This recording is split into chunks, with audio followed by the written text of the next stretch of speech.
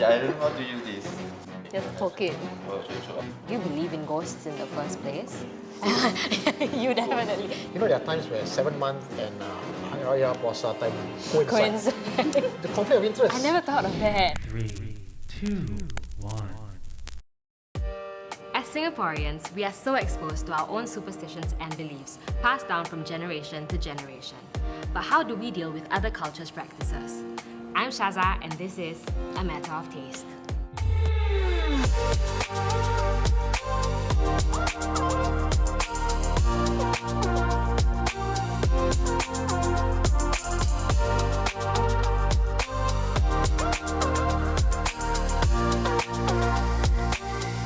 Welcome Eugene, Wellway and Paris to the show. Let's dig in. Hey, you prepared food? Yeah, I did. Wow, that's so I good. had lunch just now. I'm going to eat now. Are we going to eat? Yeah. Okay. Okay, can. Yeah, I don't know how to use this. I use my middle finger and my thumb. Okay. So I balance this stick, one chopstick on this finger. But I will just gently chochot the thing like it's easier that way, see? Okay. Just poke it. Oh, sure.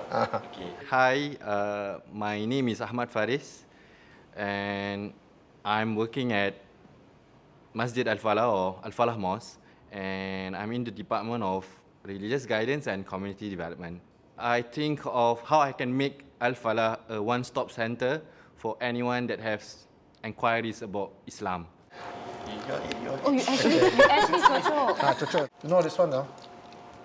It's best eaten amongst friends. Right. And usually it's eaten like in the olden days. In fact, in some part of Malaysia also, they have it in back alley. So it's really in the Chinese pot of tea. There's no need to fine dining with this. It's just masuk mulut makan only. Hi, my name is 𝗠𝗔𝗧𝗧𝗘𝗥. I'm the founder of Supernatural Confessions. It's a community-driven platform where anyone with any paranormal experiences can share their stories without being fearful of being ridiculed.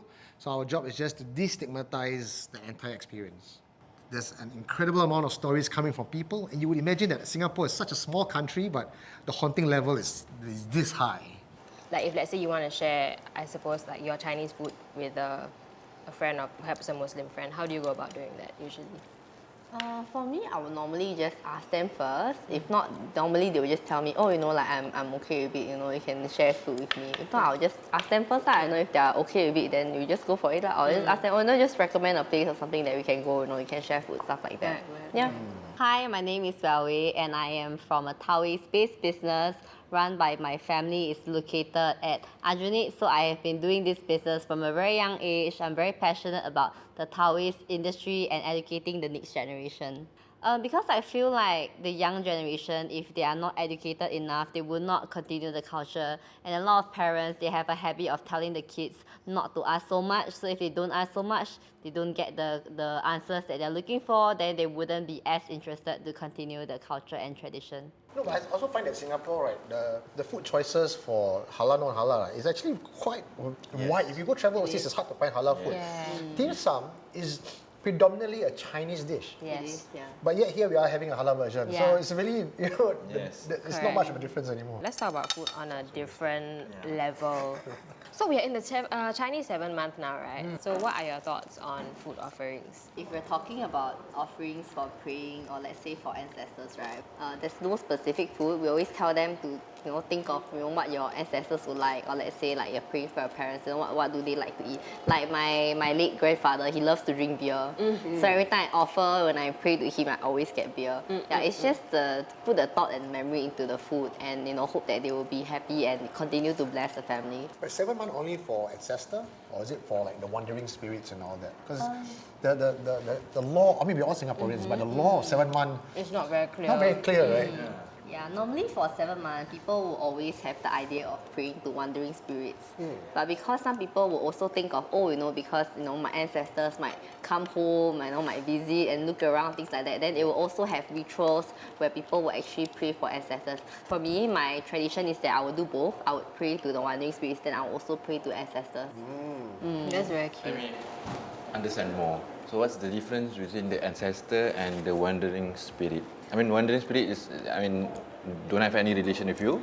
Is For it us, okay? wandering spirits is we just pray to any of the spirit that's out there. But of course, ancestors are our roots, like our great-great-grandparents, our grandparents, and so on and so forth. It's a very compassionate like concept also to like offer it to wandering spirits and Yes. not just your own ancestors. I mean, you can say it's compassionate, but you can also see it from another point of view, where most of us are brought up with fear. So, on one hand, yes, the idea is we are compassionate, but could it also be because we are fearful of reprisal Right. that we are now giving something so you Right. don't come and disturb us? So for you in your field of, supernatural investigation, Yeah. do you usually see that as like, that's why people offer the... Yeah, so I was brought up with the, if you ignore the ghost and you don't do anything wrong, Also ignore you. the ghost will ignore you, right? Yeah, true. How much of that is true or not? It's just all the upbringing, customs now. Yeah. I mean, if I may share in our perspective, in the Muslim perspective, I mean, we do have offerings. I mean, we offer people food. Of course, we don't offer to the one that have passed on lah. But we offer to our ancestor, like we offer prayer. Yes. We offer, like, we donate and then we intend that our donation, we hope that also reach them. Yeah, like the blessings go to them. Yes, Yes. yeah. Okay, but wait, let's rewind a bit, right? Do you guys, do you believe in ghosts in the first place? You definitely. Yeah, ghosts, yeah. Of Right. course, yeah. Okay. Definitely. So what's your take on I their mean, existence? it depends on the definition of ghost, right? I mean, I look at it as ghost is part of devil, part of genie. Yes, we learn in our religion, textually, ghost is shaitan lah, is the devil. But not all are bad, right? Not all jinn are bad, right? The jinn, yes, not all, not all are bad. Yeah, But, yeah. I've got a very interesting question that I have always thought about, and I found it very fascinating. I don't think we have an answer, but there are times where 7 months and Hari Raya Puasa time coincide, right? And the Muslims believe month of Ramadan, that was all locked up. Yes. But it falls in line with the Chinese 7 month, which the belief is all the ghosts is let out. Yeah. So how like that? What's the conflict of interest? I never thought of that. I never also never thought of that. Yeah. There's one year. I mean, I've thought of that, but I never discussed with anyone about this. You know. This is a good table to discuss. Yeah, very good question. Some of scholars, right, they say that during Ramadan, during fasting month, not all ghosts, not all devil, not all genie, right, will be locked.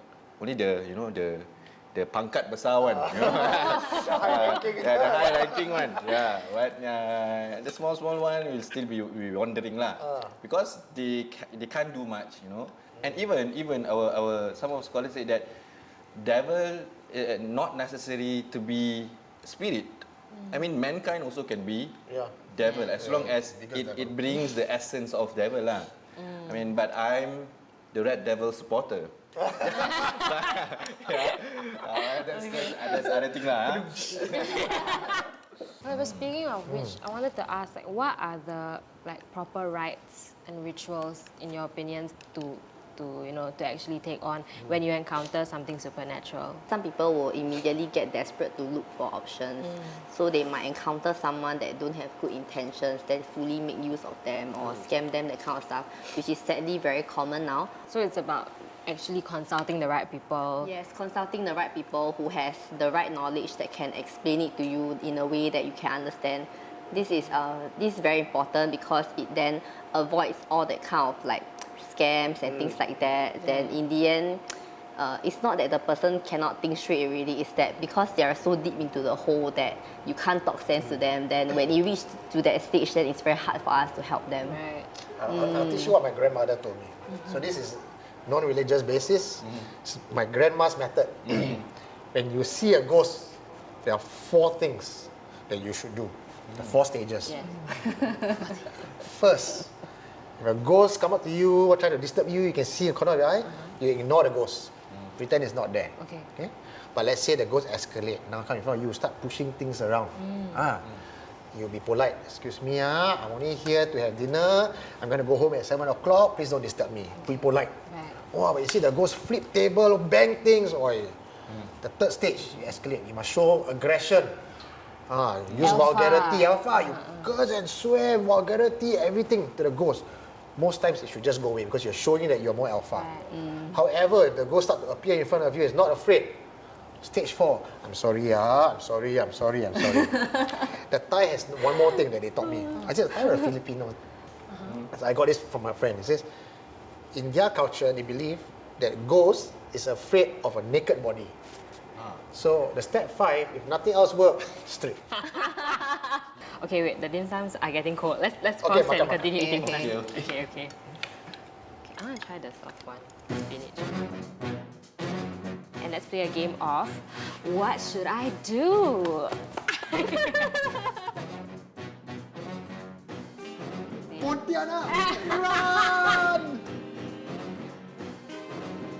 Yeah, I got to say I'm definitely sitting amongst very good-looking people. The usual Taoist practitioners that I know are old men with beard who can barely speak English. But here we have 𝗦𝗜𝗜𝗜𝗏, which is a 26-year-old young strapping lady, and I've not seen a Taoist practitioner like 𝗦𝗜𝗜𝗏. I feel the food is great. I feel the food is even better. Shared among people, laughing, having great conversations. And on my left, I have an Ustaz who is hilarious. I usually have this idea that they are very fierce and strict all the time, but not my friend here. We had a very good laugh today. The food was good, especially when you are hungry, right? The only part that is not so delicious is the part that I don't know how to use the chopstick.